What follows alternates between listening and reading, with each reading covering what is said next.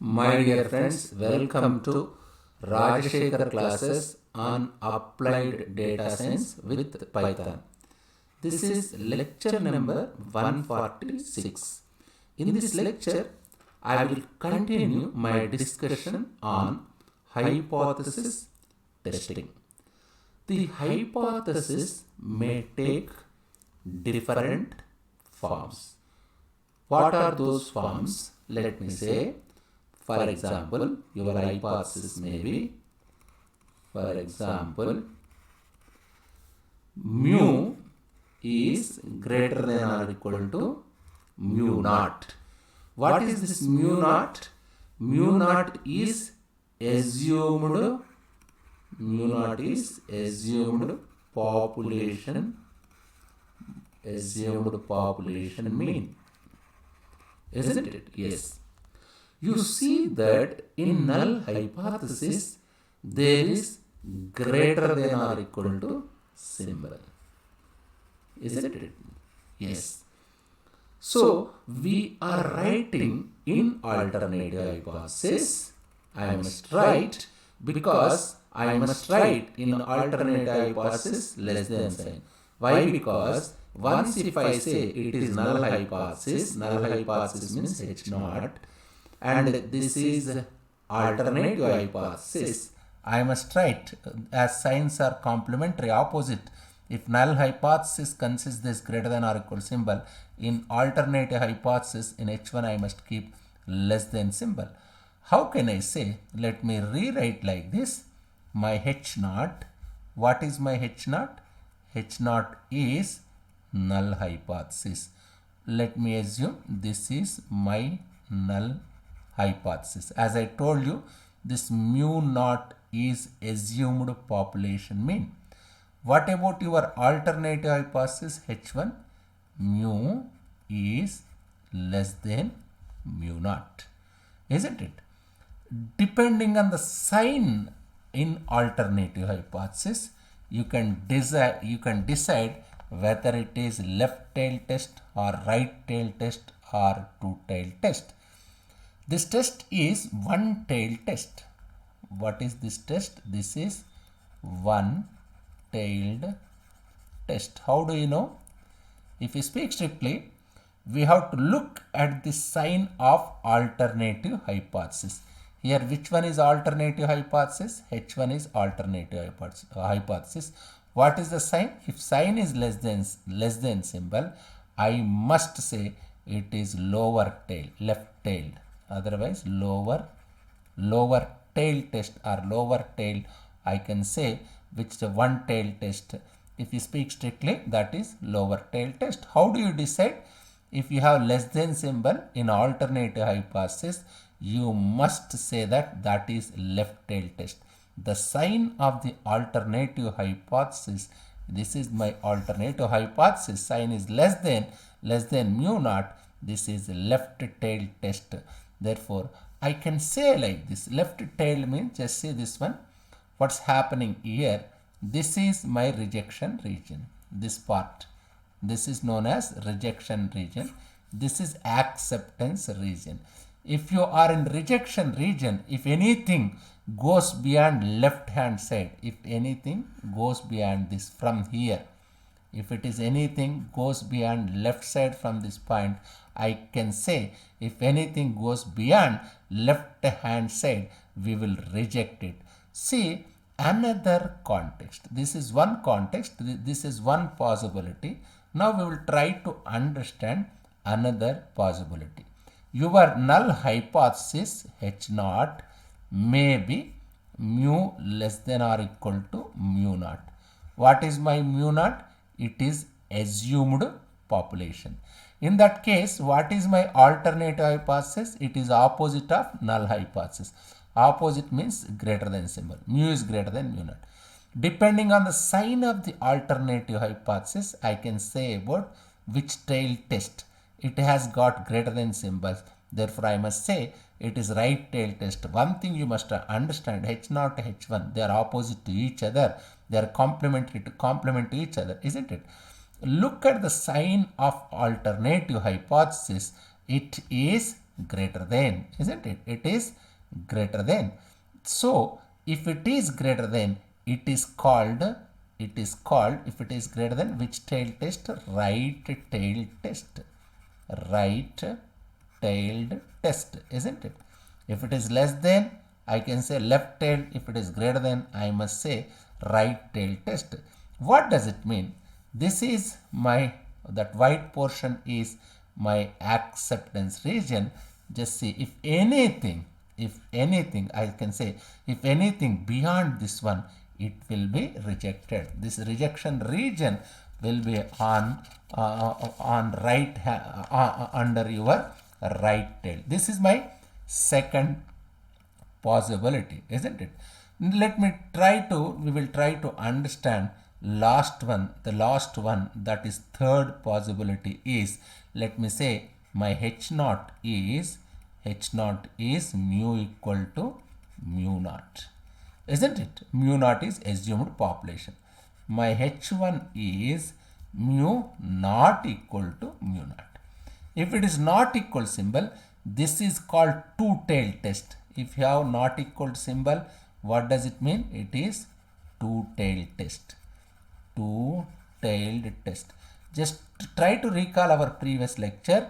In alternative hypothesis, if you have less than symbol, that is left-tailed test. Depending on the sign of the alternative hypothesis, you must always see alternate hypothesis to decide which type of test. If your alternative hypothesis, if it has this particular greater than symbol, I can say that is right tailed test. Depending, again and again I am repeating same thing, depending on the sign of the alternative hypothesis, you can decide whether it is two-tailed. If it is not equal symbol, two-tailed test. If it is greater than symbol, right-tailed test. If it is less than symbol, that is left-tailed test. Means you must be careful while deciding which tail test. This is called, in our discussion, as we have not equal symbol, this is two-tailed test. That is, rejection area will on both sides. What is this? Just say the symbol. How can I find rejection region? Here you have rejection region on both sides, as alternative hypothesis is not equal symbol, isn't it? What is the rejection region? This must be alpha by 2. This area must be alpha by 2. This area is 1 minus alpha. Total area under this particular curve is 1, isn't it? Look at the problem. We will try to understand one simple problem. Before discussing that problem, let me summarize all these three cases in single slide. What it says: when can I say left tail test, one tail test? In your alternative hypothesis, you have, if you have left less than symbol, isn't it? If you have right greater than symbol in your alternative hypothesis, it will be right tail test. If it is not equal to symbol in your alternative hypothesis, this will be two-tailed test. Here you have alpha, this area is alpha, here also you have alpha, whereas this is 1 minus alpha, 1 minus alpha, here this is alpha by 2, this is also alpha by 2, this must be 1 minus alpha. Why? Because total area is 1, isn't it? Just what that third case says. Here also you can check. This is my third case. What does it mean? Third case is, what is my alternative hypothesis for third case? H naught, let me say mu equal to mu naught, null hypothesis. H1 mu not equal to mu naught. That is, here I have alpha by 2, here I have alpha by 2. The white portion is 1 minus alpha. Anyway, there are three types. That may be left tailed, that may be right tailed, that may be two tailed, depending on the symbol of alternative hypothesis, isn't it? Just we will try to understand one simple problem. Look at this problem. The director, a major hospital in Chennai, provides one of the most comprehensive emergency medical services in the world. Yes, operating in a multiple hospital system with approximately 10 mobile medical units. How many medical units does it have? 10 mobile medical units. The service goal is to respond to medical emergencies with a mean time of 8 minutes. What is the mean? Mean time is 8 minutes or less, 8 or less, and that means less than or equal to 8, isn't it? The I can say it's mu less than or equal to 8. The director of medical services wants to formulate a hypothesis test that could use sample of emergency response times to determine whether or not service goal of 8 minutes or less being achieved. See now, it's like an alternative hypothesis. The researcher wanted to test whether the service goal of 8 minutes or less, isn't it? So what will happen 8 minutes or less? Status quo will go to null hypothesis. I repeated many times in my previous lectures your status quo. Status quo will go to whom? Will go to null hypothesis, isn't it? Status quo will go to null hypothesis. What is the null hypothesis here? What is the status now? What is the status? Mu less than or equal to 8 is status. Therefore, I must write mu less than or equal to 8. Null hypothesis, I can say the emergency services is meeting the response goal. No follow-up action is necessary. That you must understand. Null hypothesis means if they are meeting, no follow-up action is necessary, isn't it? I can say this mu, simply I can say instead of writing this big sentence, I can say mu less than or equal to 8. As an equalities you can find in null hypothesis, isn't it? What is the alternative hypothesis? The alternative hypothesis means its opposite, complementary sign, isn't it? Why we are calling, first this one is null hypothesis. First we will try to understand null hypothesis. Why we are calling this one is null hypothesis? It as null hypothesis. When you accept null hypothesis, no follow-up action is required. Yes, if you accept it, no follow-up of action is required. No course of action is required. I can say no follow-up action, no course of action is required. If no course of action is required, that statement I can consider it as a null hypothesis related statement. No course of action is required, no follow-up of action is required means certainly you must understand nothing is happening. You need not do anything. That's null hypothesis. Why we are saying mu less than or equal to 8? Because that is status quo. Why we are saying mu less than or equal to 8? That is status quo. That is status quo, isn't it? Prevailing the belief. That is status quo. So always null hypothesis is looked at optimistic perspective. You must understand about one important point about null hypothesis. You must look at with optimistic